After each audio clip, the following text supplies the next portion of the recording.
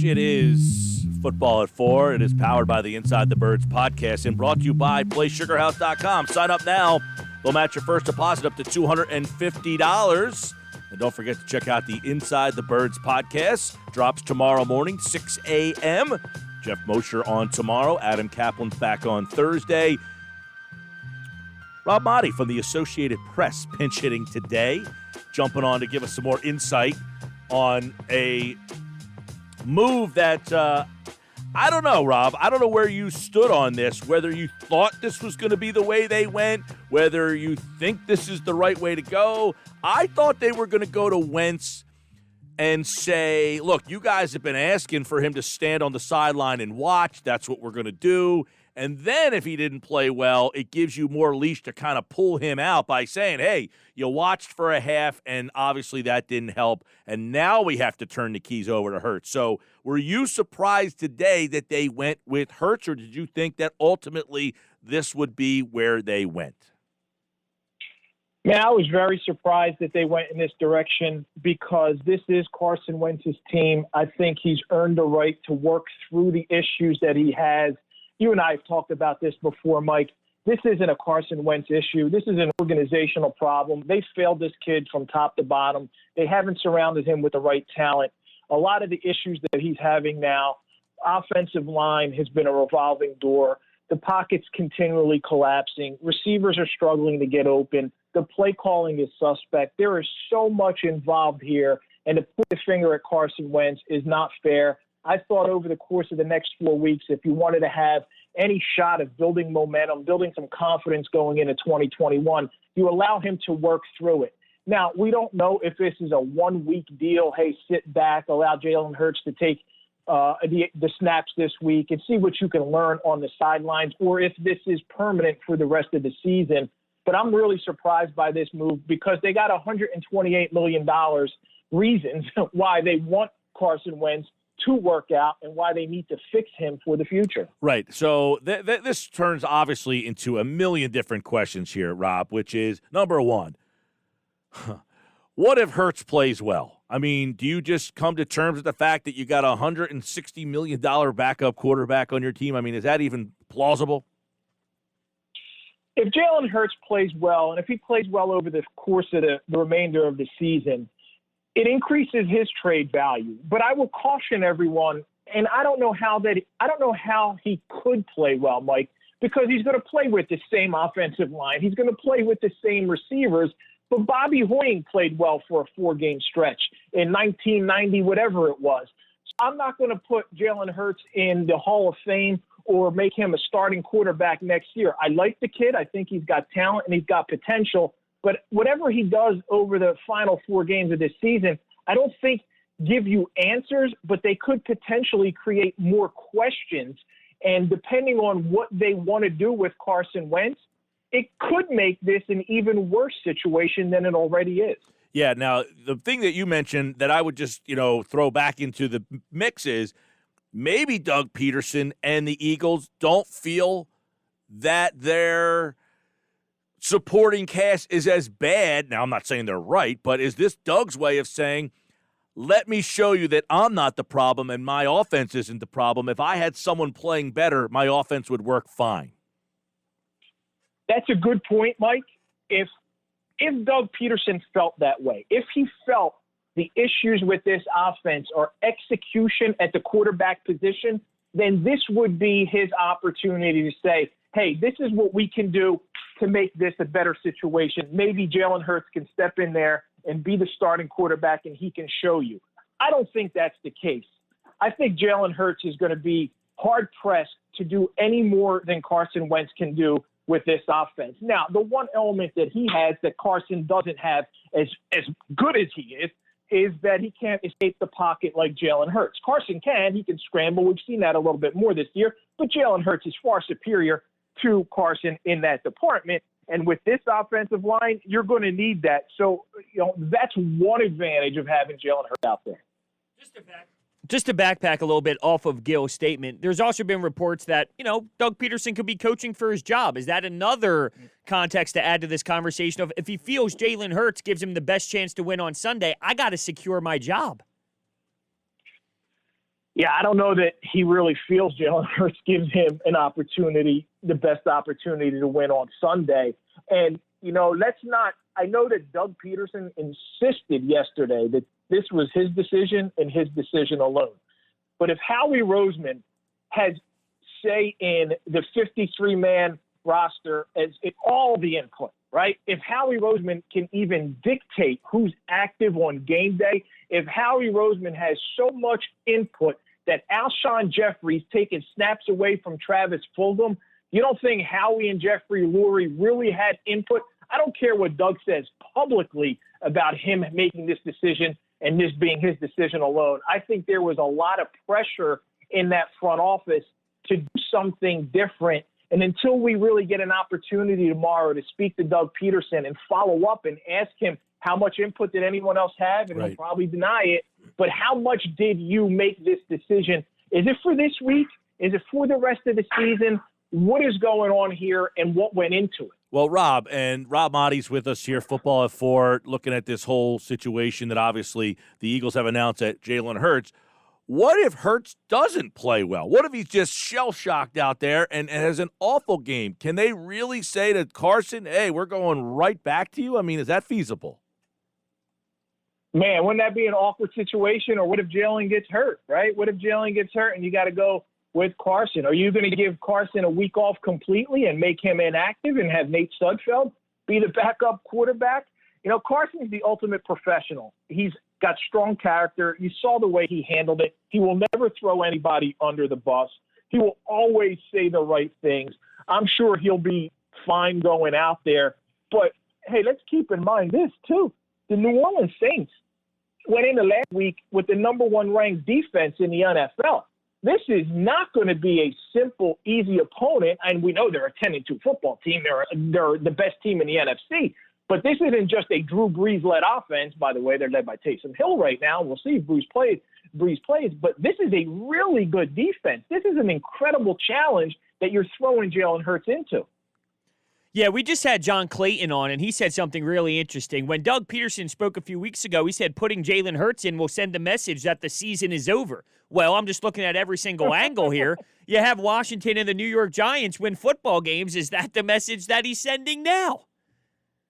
Yeah, I wonder how much that played into it. That's a terrific point and an excellent question, and maybe we'll ask it tomorrow, because when you see you fall a game and a half now out of first place, you're out.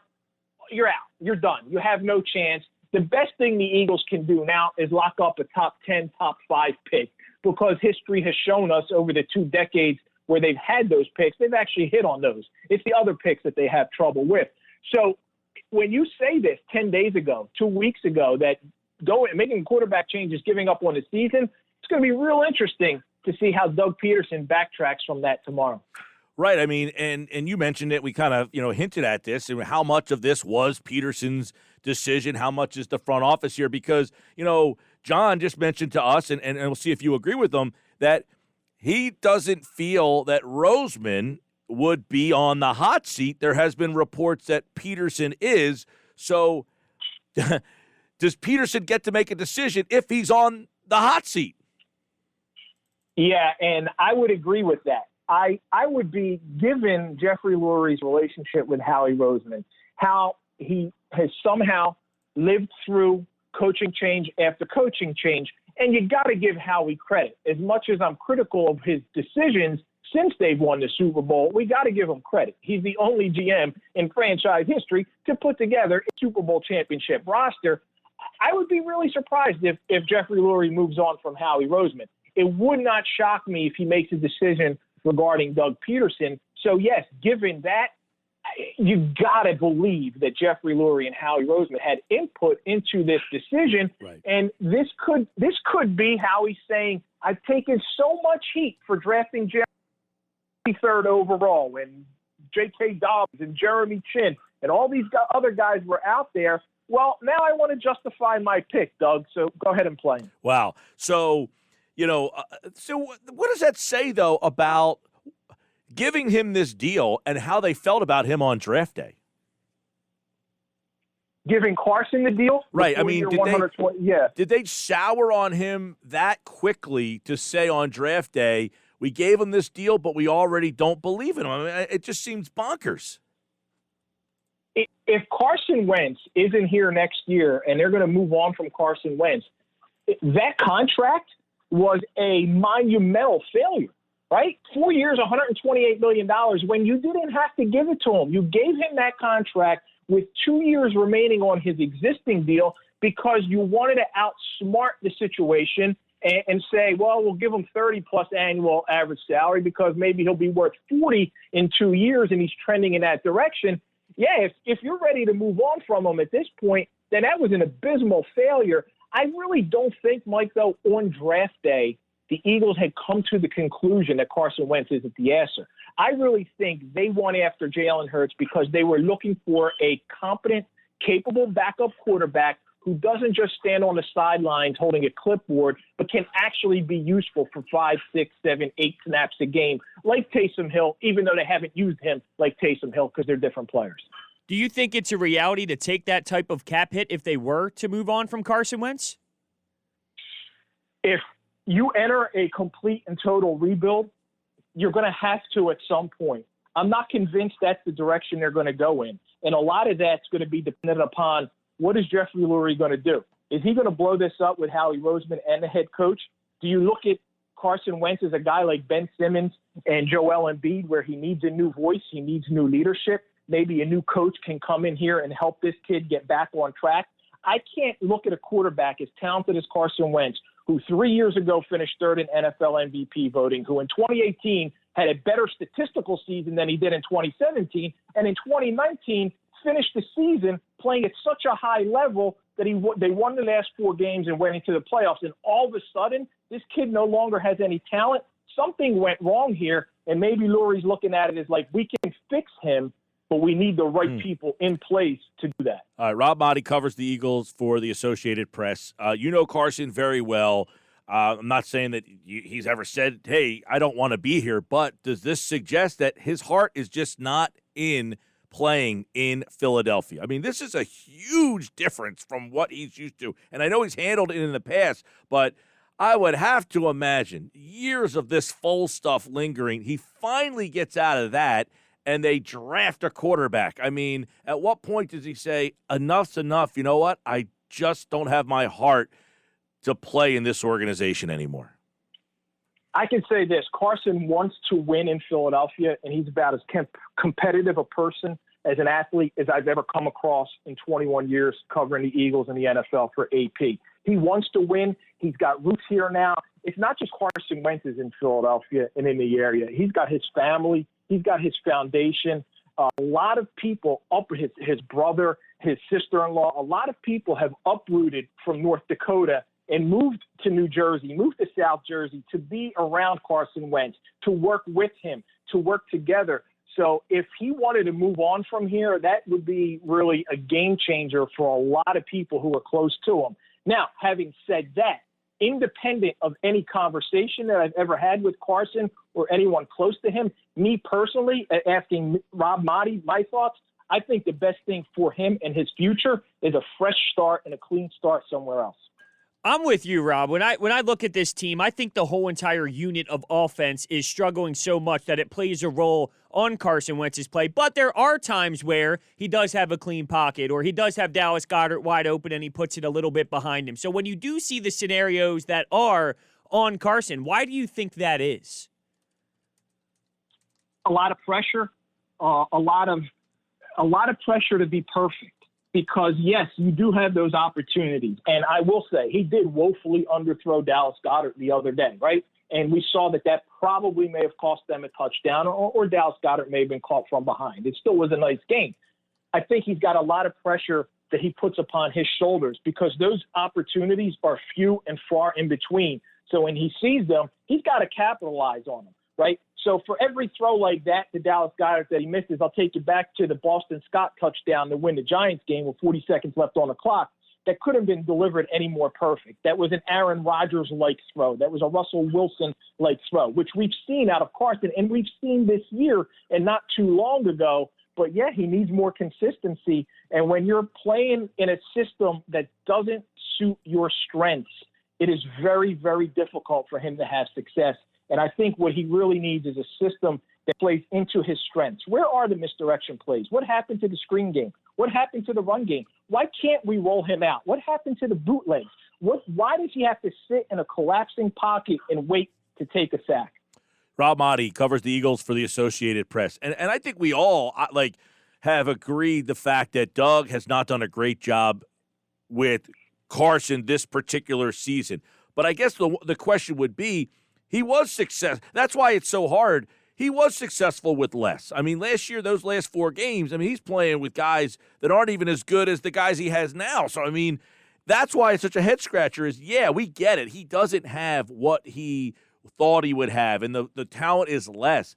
But he has won with less, and that's why I think it's so mystifying. It is. But what he did have last year, though, Mike, towards the end of the season, was the offensive line was in far better shape. And I think that's the biggest issue with this team is that offensive line has been in shambles, and it's through no fault of their own. These are guys who are rookie, a lot of rookies who are inexperienced, a lot of turnover, guys playing out of position. They've used 11 different line combinations in 12 games. So it's understandable that the offensive line will struggle. Late last season, you still had Lane Johnson out there. Jason Peters was playing left tackle and playing a little bit better than he's playing right now, even at right guard. So he did have that, and he was able to lead an offense that was, Carson Wentz in the practice squad. But I think that's the biggest issue. When you have time, when you're able to navigate the field, go through your progressions and make those throws, it's a ton of difference, man. It makes a world of difference. But when you're constantly under pressure and you're trying to step up, step out, and escape the pocket, that's why we're seeing all these things that are happening now. Now, Rob, I know the Eagles are still in this division race. The 2 teams that won last night made it a little bit more difficult. One won last night, the other one won on Sunday, but they're still in this thing. How much of this decision could be the veterans saying, look, we've got to do something different. We have to at least try. I don't think that's the case, man, because when we talk to a lot of the veterans from Brandon Graham to Fletcher Cox, they've really thrown their support behind Carson Wentz. And Carson's part of that leadership team. He's part of the leadership group. And I don't know that the veteran guys really think, hey, they see Jalen Hurts in practice. And I know that he had a little bit of success against the Packers on Sunday, but I'll caution people too. Some of that success came, or most of that success came when they were down 20 and down 17. Once the Eagles got to within a touchdown, Packers changed up their coverage. They stopped playing soft. They started playing a little bit tougher on defense, playing more physical, playing more bump and run again. And he was 1 for 5 with 3 sacks and an interception. So I don't think you could take out of that game what he did and say, hey, this is going to carry over into this is why we need Jalen Hurts right now to step in. I think when you see what the Giants did and what the Washington football team did yesterday, and now you fall a game and a half behind, and you have a guy like Coach Pederson saying 10, 12 days ago that, hey, this is giving up on the season. The Eagles right now, to me, are playing for a top 5 pick in the NFL draft, and that's what moving to Jalen Hurts signals to me. Okay, now if that's the case, there's a lot of questions there because, one, John Clayton, I was surprised. He said he thought if they traded Wentz, they would have to do so for like a 5th-round pick. Do you agree with that? Well, given the contract situation, it's probably going to be difficult to get a high draft pick.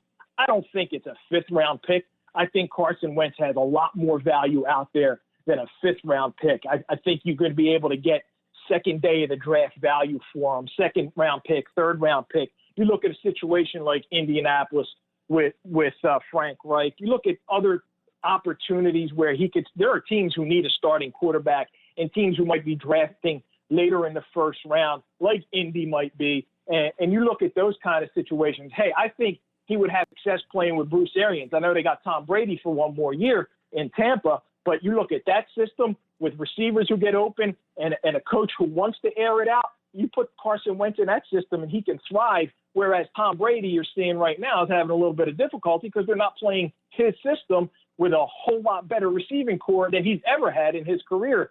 So, yeah, I wouldn't agree necessarily with a fifth-round pick. It would surprise me, man, if that's all they can get for Carson Wentz at this point. Yeah, and then, of course, if Hurts plays well, do you go into next season? If you can't move Wentz, I mean, this is just – I don't know that there was any scenario, Rob, that you could have – I mean, you've written books. I don't know that there's a book you could have written that could have come up with a scenario that would have landed to this spot right here. This might be the biggest mess that I've seen that the Eagles have put themselves in, Mike. They created this.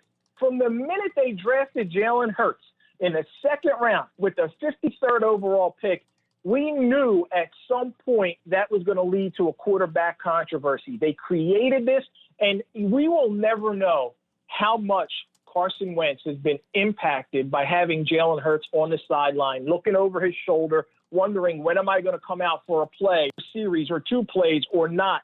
This was a situation they did not need. They didn't have to put themselves in this, and they did, and now they got to live with it. All right, I'll leave you with this. Rob Maaddi from the Associated Press covers the Eagles.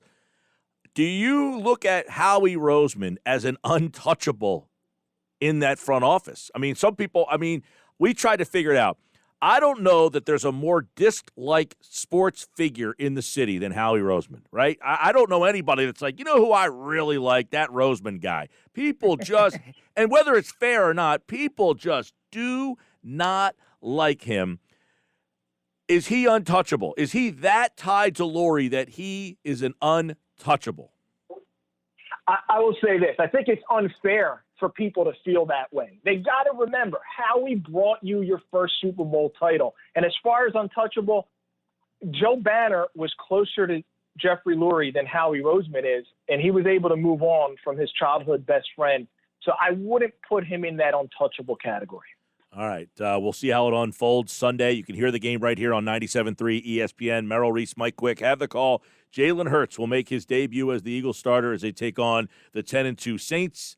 And, of course, Carson Wentz will watch the game for the first time healthy as a backup. Rob Maaddi from the Associated Press stepping in on Football at 4 here today on 97.3 ESPN. And he, like all guests, appeared via the Boardwalk Honda hotline. Rob, thank you so much, man. We'll catch up soon.